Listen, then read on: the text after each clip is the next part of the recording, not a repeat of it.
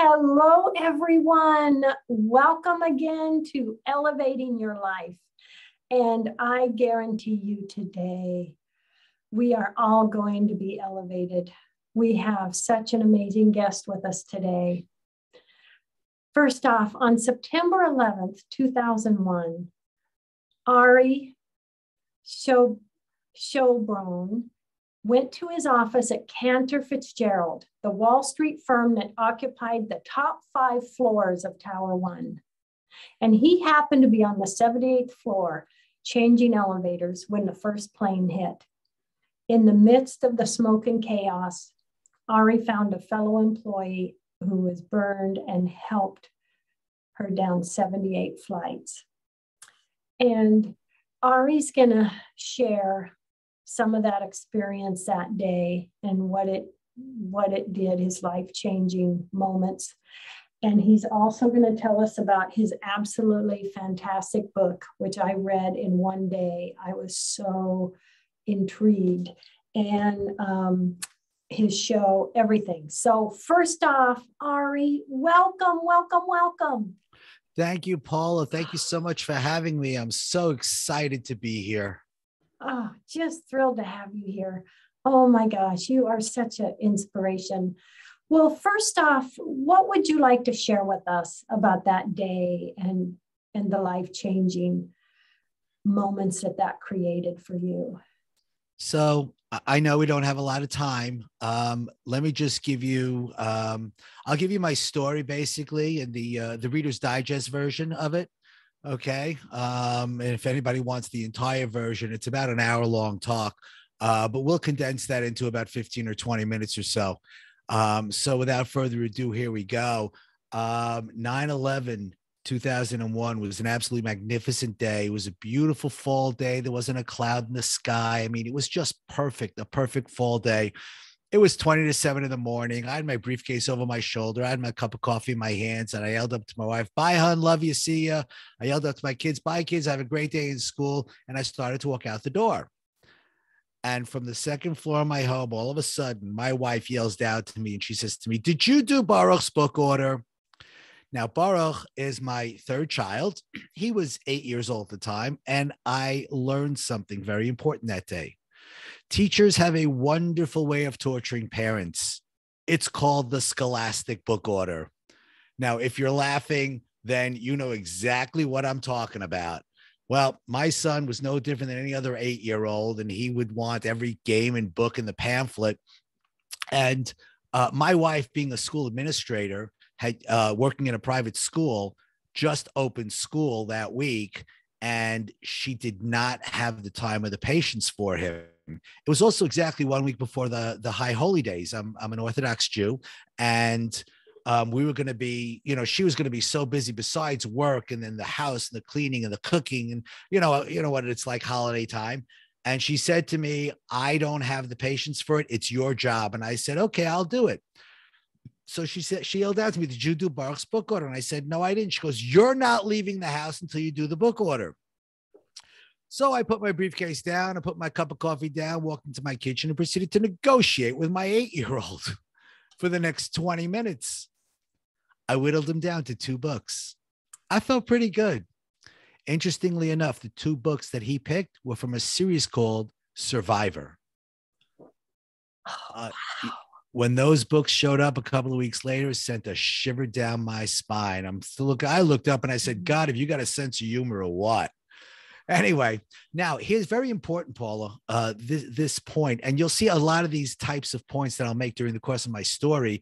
The book order was actually due on Monday, but my son left his pamphlet in school on Friday. So my wife on Monday wrote a note to the teacher asking her if he can have an extra day for the book order. And she, of course, said yes. And she made sure to put the book order pamphlet into his knapsack. And of course, I did it on Tuesday with him. If he would have brought that book order home on Friday, I would have done it with him on Sunday. And on Tuesday morning at 8 a.m., I would have been sitting at my desk and you'd be interviewing somebody else because I would have been dead. But because he left his pamphlet in school on Friday, I'm alive today to tell you my story. And you'll see a lot of that. I mean, I look at it as the hand of God. Plain and simple. A lot of people say, oh, it's all coincidence. Call it what you wish. All right. But obviously somebody was looking out for me that day. So I wrote out the check, the tear sheet, put it into his knapsack, picked up my briefcase, picked up my cold cup of coffee, and out the door I go. And I am really, really ticked at my wife because that 20 minutes just cost me 40. I didn't get to the World Trade Center until 20 to 9 when I was usually there at 8 a.m. So in order to get to my office on the 101st floor, you had to take an express elevator from the lobby to the 78th floor. The 78th floor was a sky lobby. All there were elevators on that floor, and you would take it to 78, and then you would change to take another bank of elevators to the higher floors. So the first elevator that came down was all the way on the right side of the lobby. So I went running down to the end of the lobby, got into the elevator, doors closed. We go up to the 78th floor.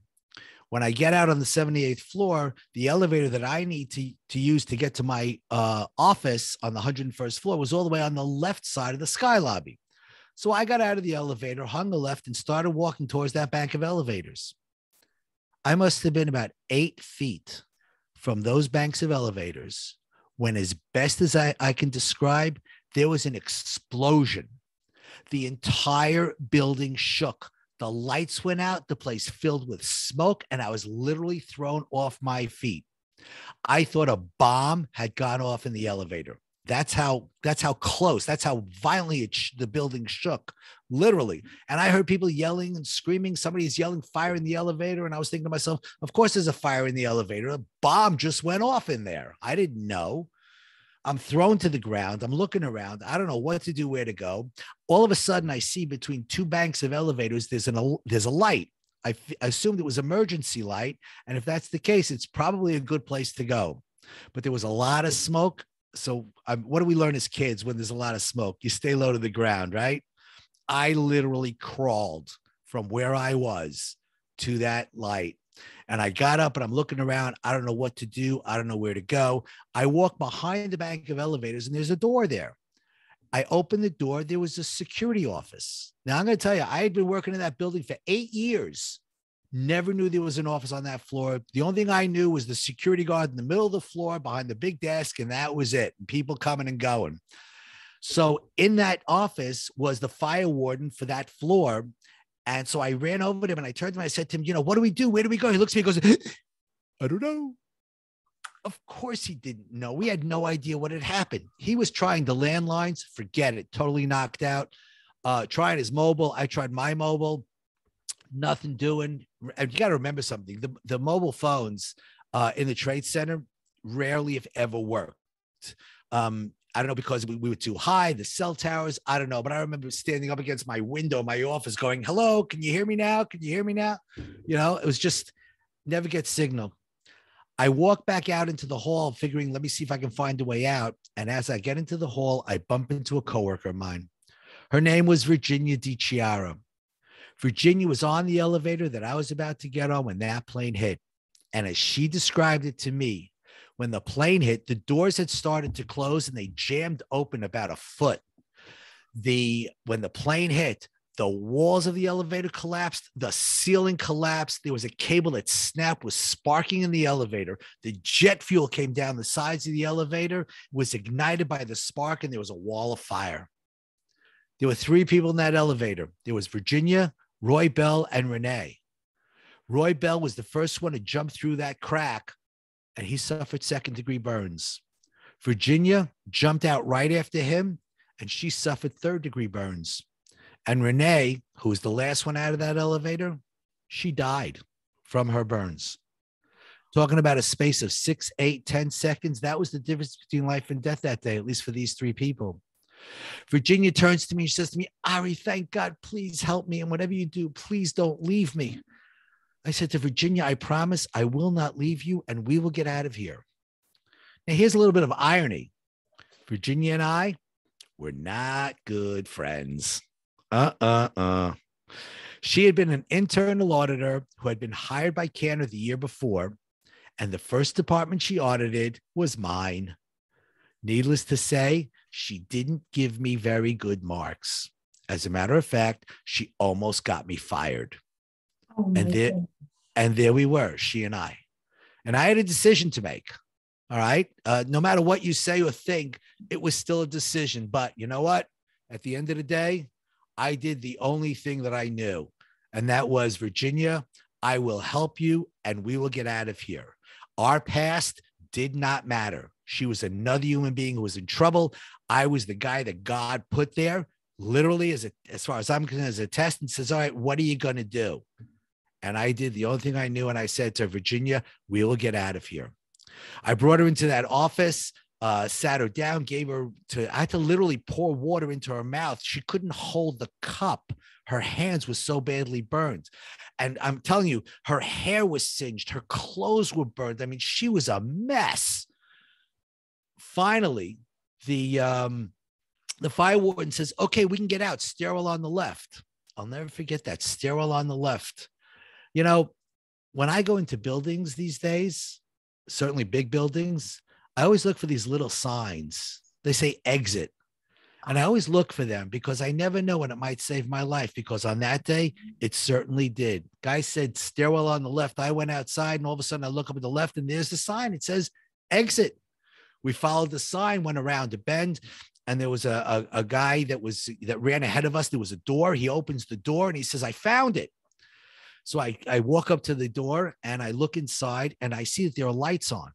And I'm thinking to myself, they're probably emergency lights, but I don't know how long they're going to last.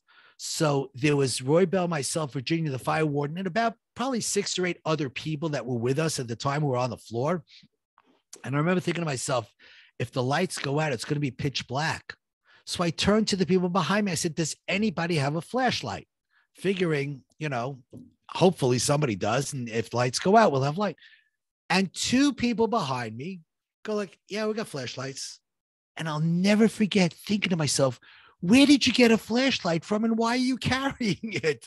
It's not like today where we have the flashlights in our phones. They didn't have, you know, there were no smartphones back then. But I'll never forget, I turned to the people and I said, okay, listen, folks, if the lights go out, nobody panic, we will have light. The next thing I did was I turned and I looked at Virginia's feet and I said, thank God she's wearing flats. Because let me tell you something, there were high-heeled shoes in that stairwell all the way down. Women had kicked them off to get down as fast as they possibly could. So we get into the stairwell. It was the fire warden, Roy Bell, myself, and Virginia. That's the way we walked in a line. I remember that because I told Virginia, listen, if you feel faint, if you feel like you're going to fall forward, fall on me and I'll carry you. And we headed down. We got down 3 flights, 75th floor. But as far as I'm concerned, one of the biggest miracles of the day happened to me, other than the fact that I wasn't killed when the plane hit. My cell phone rang. Now, remember what I said to you before? There was never any signal in the Trade Center. Yes. I was so shocked that I picked it up and went, hello? It was my wife on the other end of that phone. And she was crying and she was telling me something about a plane going into the building. And I had no idea what she was talking about. I said to her, Joyce, I'm in a stairwell. I'm on the 75th floor. I'm on my way down. Now is not a good time. I said, I'll call you when I get out of the building. And I hung up the phone, not realizing, of course, that it would be hours until I spoke to her again. Roy Bell was so shocked. He goes, oh my God, you got signal on your phone. Can I use your phone to call my wife? I said, of course. I handed him my phone. He dialed. He hit send. No signal. Nothing. Dead. I literally looked up and I said, thank you, God. Because at least I knew now that my wife knew that I wasn't killed when the plane hit. And that was a source of comfort for me. I mean, I knew I was alive, but she didn't. We continued on down. We got down to about the 50th floor. Virginia turns to me, says to me, Ari, I can't go on. I can't do it. And my first thought was, you know what, I'll have her sit down and rest. And then, you know, we'll get up and we'll keep moving. And then I thought to myself, you know what, if she sits down, she may never get up. And if she doesn't get up, she's going to die. There was no doubt in my mind. And you know what? Not on my watch. Okay. That was not happening there. And I said, no, Virginia, you can do this. And I started coaching. I started counting the floors down. Somebody had a bottle of Poland spring water. We gave her to drink and we poured it on her arms to try and give her relief from the burns. And I'm coaching 45, 44, 42. You're doing great. You're doing great. And we were doing great until 38. 38 was backed up with people. See, that's where the firefighters stopped the people from going down because they were going up to fight the fire. Yes. So, you know, as we come, and I saw the crowd and it wasn't moving, and I got really scared because she was in trouble and we needed to keep moving. As a matter of fact, some woman had heard our footsteps and turned around and saw Virginia. And the woman goes, "Oh," and Virginia says to me, "Ari, how bad is it?" I said, "Virginia, you look great. You're going to be fine." The only thing I can do is keep her spirits up. I couldn't help it medically. So I'm running scared. So I started to yell out, "Is there a paramedic in the building?" I said, "If you're a paramedic, please, I have a burn victim here. Please help us. And if not, please step to the right and let us through." And they did. People squeezed over as much as possible, and they literally opened a path so we can continue going down. Oh. We got down to the first floor, and the fire warden keeps going down. I go, "You know, why aren't we getting out? How come we're going down?" He goes, "We have to get out through the garage." I turned to Virginia. I said, "We just came down 78 flights of stairs. What's another 4 or 5? And we continued down.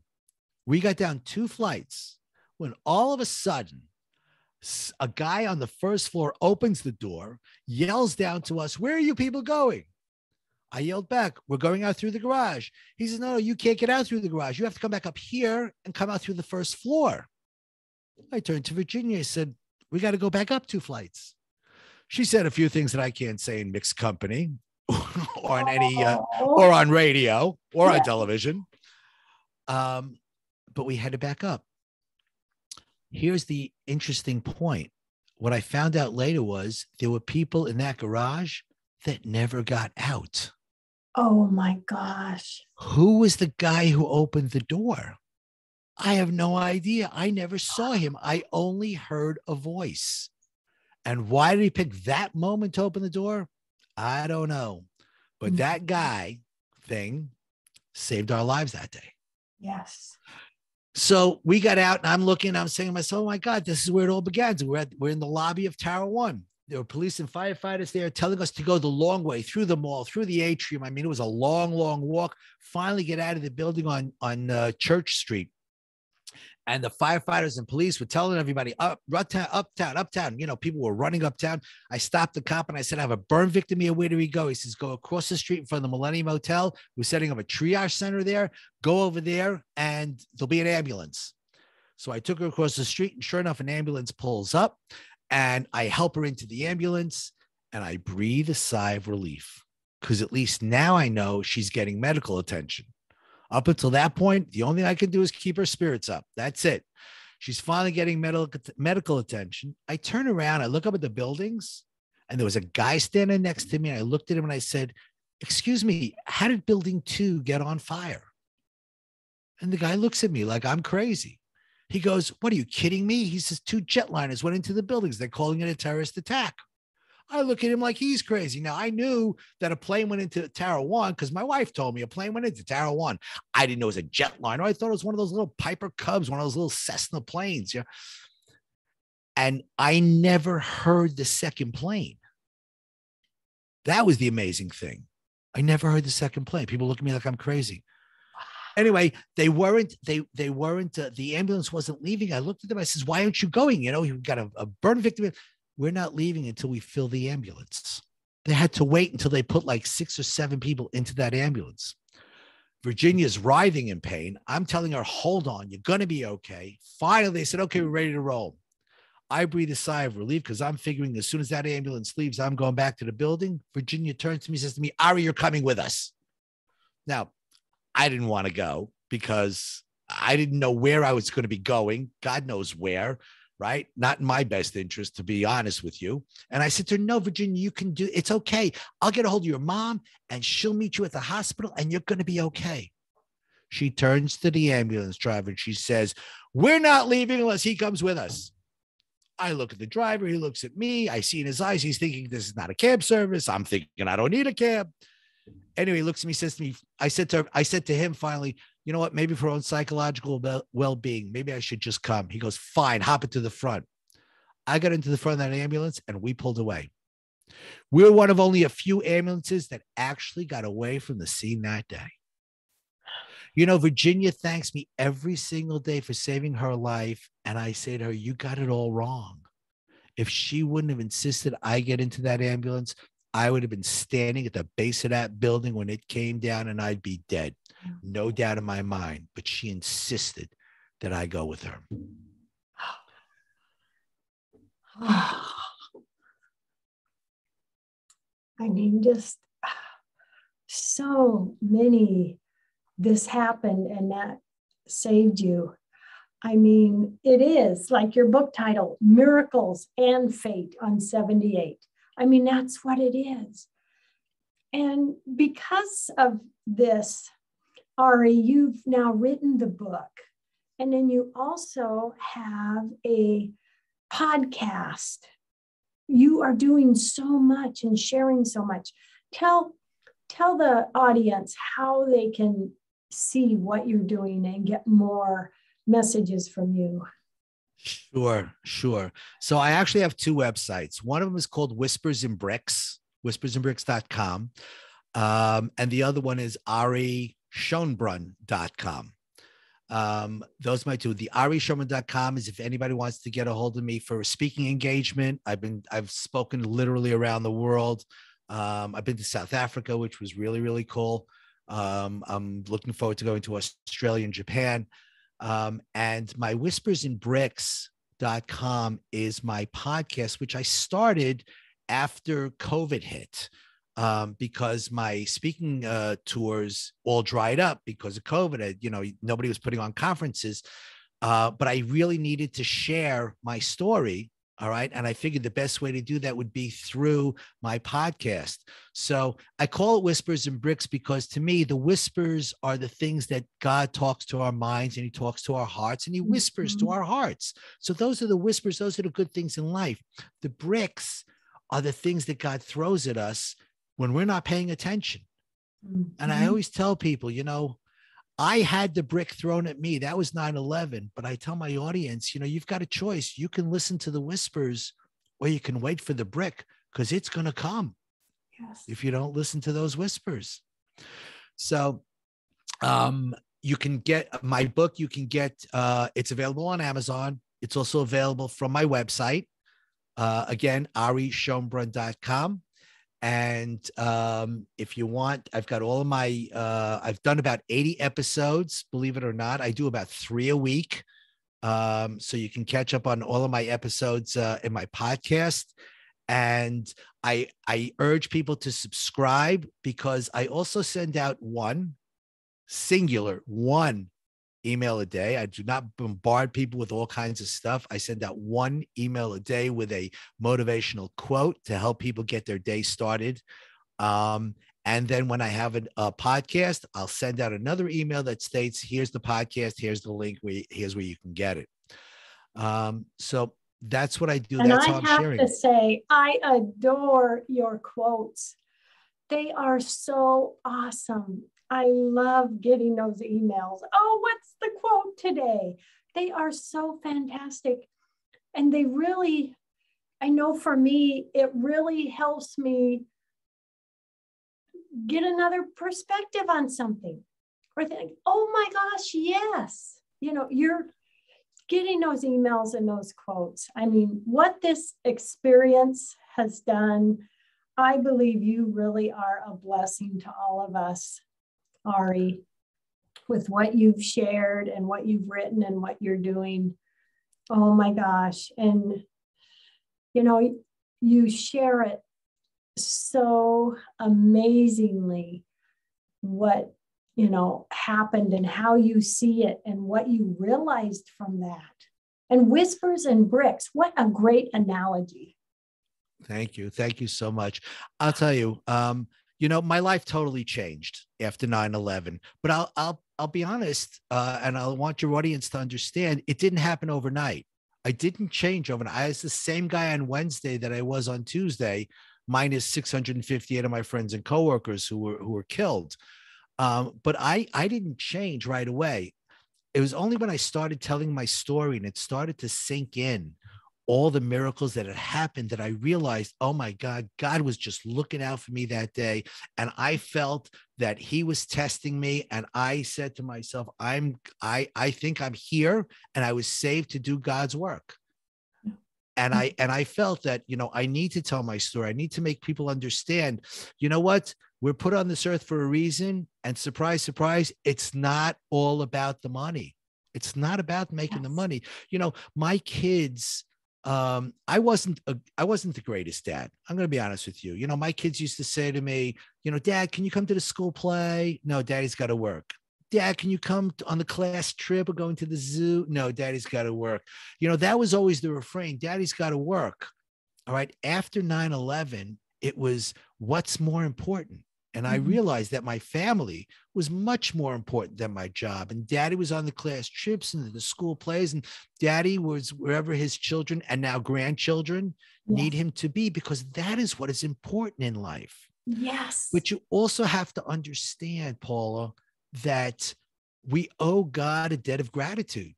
All right. He watches over us. We are his children, and God loves his children, and he watches over us. Now, sometimes bad things happen. It's part of life. All right. But it's just a test. It's a test to see how we're going to deal with it. And I say, it's not what happens to you. It's your reaction to what happens to you. You keep the positive reaction, and you'll get through it. Yeah. And that's so true. Everything is, we have the challenges, but everything really is key to how we react, isn't it, Ari? Absolutely. Oh, gosh. Well, we just have a couple minutes left. What last thought do you want to leave with everyone when we say goodbye today? I guess the thing I want to tell people is, cherish what you have in the way of a spouse, in the way of children. All right. Before you leave the house in the morning, kiss your spouse. All right. Kiss your kids. All right. Let them know that you love them, because you never know when it might be the last time that you see them, and you want to leave them on a positive note. So always, always just, I love you, honey. All right. I love you, kids. Have a great day. And it makes such a difference on them and you. Right? It sets the tone for the rest of the day. That is so important. If you can set that tone for the rest of the day, starting in the morning, you've got it made. Yes. I love it. I love it. I know myself, when I was a teenager and lost a dear, dear uncle, I said to myself, tomorrow is not guaranteed. Appreciate today and make sure everyone knows you love them. That is just such an important message. Oh, Ari, thank you so much for joining us today. I'm so grateful. And everyone, thank you for listening in and joining us. Really check out Miracles and Fate on 78. It will just take your breath away. It's a beautiful message. Thank you so much, Ari, and everyone out there. Thank you. Have a wonderful, beautiful day. Love, hugs, and blessings. And love, hugs, and blessings to you, Ari. Thank you so much, Paula. I truly enjoyed being on your show. And I'm sure our paths are going to cross again in the future. And good luck with everything that you're doing. And I know you're doing a lot of good. Keep up the good work. All right. And God should bless you. Thank you so much. And I'm looking and hoping that one day when things are a little better, you're going to be speaking in Seattle and I can come meet you. Otherwise, I'm going to meet you on one of my New York trips. There you go. There you go. Oh, thank you, everyone.